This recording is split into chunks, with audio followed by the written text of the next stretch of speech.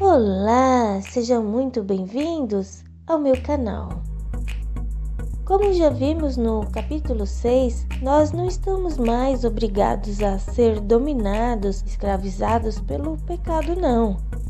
E hoje vamos observar que no capítulo 7 de Romanos, qual é a nossa relação com a lei. Eu irei ler o capítulo 7 de Romanos na NVI, que é a nova versão internacional da Bíblia. Acaso vocês não sabem que a lei tem autoridade sobre alguém apenas enquanto ele vive? Assim, meus irmãos, vocês também morreram para a lei, por meio do corpo de Cristo, para pertencerem ao outro, aquele que ressuscitou dos mortos, a fim de que venhamos a dar fruto para Deus.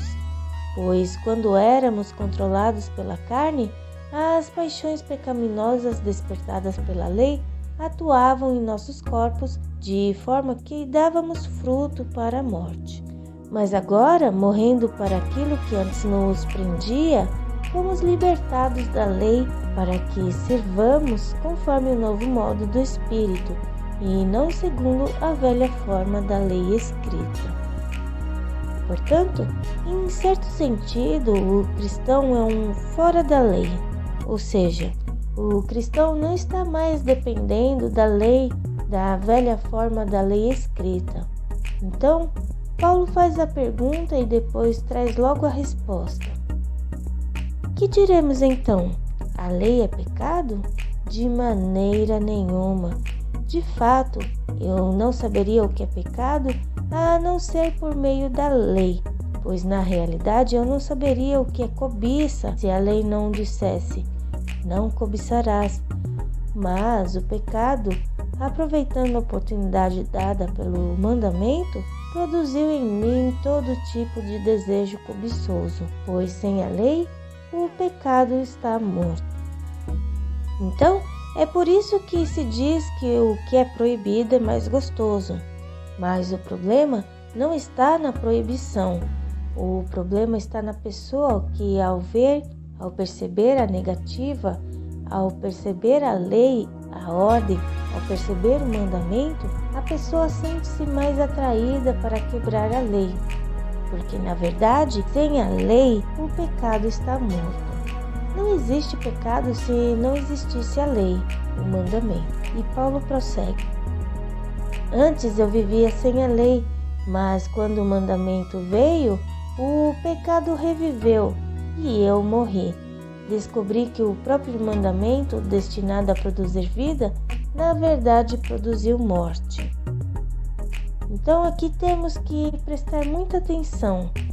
O problema da lei não estava nela, na lei, mas na nossa incapacidade de obedecer à lei. E, portanto, a lei produziu um problema muito mais sério.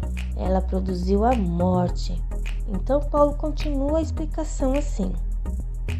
De fato, a lei é santa e o mandamento é santo, justo e bom. E então, o que é bom se tornou em morte para mim? De maneira nenhuma, mas para que o pecado se mostrasse como pecado, ele produziu morte em mim por meio do que era bom, de modo que, por meio do mandamento, ele se mostrasse extremamente pecaminoso. Em outras palavras, é como se nós fôssemos ao médico e o médico nos revela através de diversos exames a nossa condição real de saúde. Mas os exames não vão nos curar. No entanto, os exames de saúde servem para que a gente saiba a situação real da nossa saúde. Da mesma forma é a lei. A lei só aponta ao pecado, mas a lei não resolve o problema do pecado. E então, Paulo começa a falar de uma grande dificuldade, que é a grande luta interna. Vamos descobrir aqui que, apesar de livre da lei, nós continuamos tendo problemas com o nosso coração. E aqui Paulo vai falar sobre a grande luta que eu e você e todos nós que temos Cristo na vida estamos libertos da lei, mas ainda enfrentamos luta contra a tentação, a luta contra o pecado no nosso corpo. E Paulo diz assim: não entendo o que faço, pois não faço o que desejo, mas o que odeio.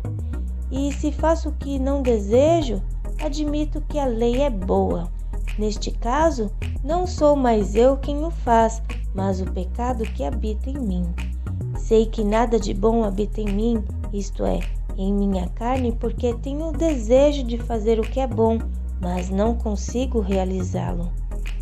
Pois o que faço não é o bem que desejo, mas o mal que não quero fazer, esse continuo fazendo. Ora, se faço o que não quero, já não sou eu quem o faz, mas o pecado que habita em mim. Você já se sentiu assim, em conflito interno? É natural do homem. E Paulo continua a dizer assim: assim, encontro esta lei que atua em mim.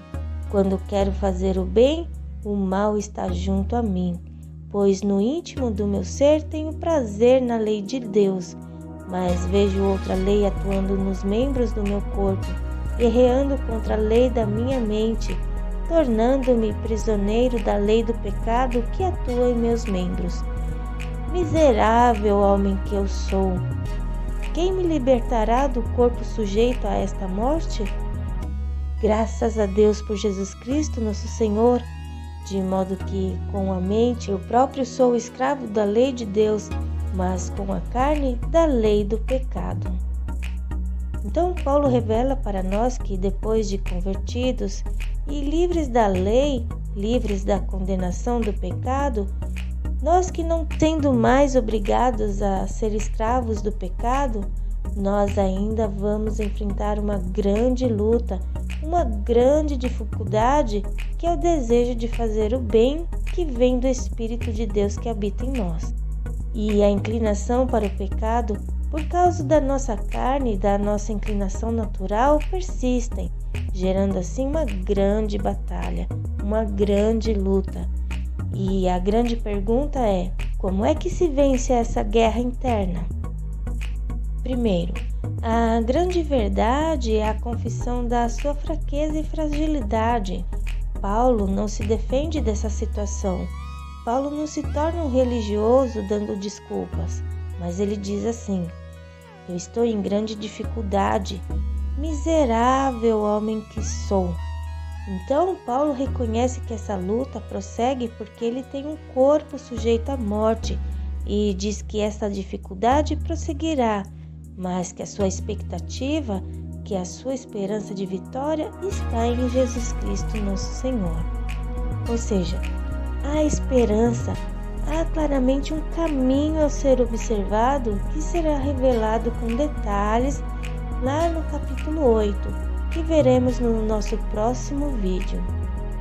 E Paulo diz assim: olha, essa dificuldade prossegue, mas em Cristo nós seremos vitoriosos. Somos frágeis, miseráveis, mas seremos vencedores em Cristo Jesus. Por hoje é só. Até mais!